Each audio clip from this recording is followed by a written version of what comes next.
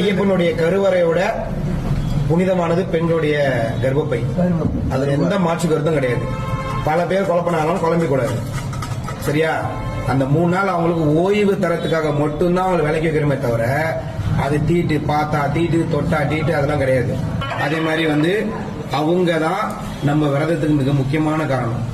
நீ ஒரு வீட்டுல ஒரு பையன் மாலை போட்டிருக்காருன்னா அந்த வீட்டுல இருக்க அம்மா காலையில உனக்கு முன்னாடி எழுந்து அந்த சாமிக்கு முன்னாடி எழுந்து எல்லாமே செஞ்சு பணியோட செஞ்சு படையல் போட்டு எல்லாம் பண்றது வரைக்கும் அவங்க தான் பண்ணுவாங்க. நம்ம டவுசர் பண்ணி வேஸ்ட் துவைக்கிறோம் எல்லாம் பண்ணுவாங்களா? கல்யாணம் ஆனவங்க மனைவி. ஒரு சில வீடுகளில் அம்மாவும் இருக்காது, அம்மா இருக்க மாட்டாங்க, கல்யாணம் ஆயிருக்காது, அக்கா தங்கச்சிங்க பண்ணுவாங்க. ஒரு சில வீடுல மனைவி இருக்க மாட்டாங்க, பெண்கள் பண்ணுவாங்க, அவங்களோட பொம்பளை பசங்க பண்ணுவாங்க. யார் பண்ணாலுமே கவனிக்க வேண்டிய விஷயம், பெண்கள் போற்றக்கூடியவர்கள். அவங்கள மலைக்கு தான் வர வேணாம்னு சொல்லியிருக்காங்களே தவிர அவங்கள பார்க்க கூடாது, அவங்க இந்த விஷயங்கள் வரக்கூடாது. ஐயப்ப விரதம் முறைனால ஆண்களுக்காக தான் அப்படின்ற எண்ணம் இருந்தா தயவு செய்து அதை மாத்திக்கோங்க. அவங்க வீட்டுல எல்லா தகுதியும் இருக்கு, அவங்க எல்லாமே பண்ணலாம். வீட்டுல விளக்கேத்துறது, பூஜைகள் அவங்களுக்கு முன்னுரிமை கொடுக்கலாம்.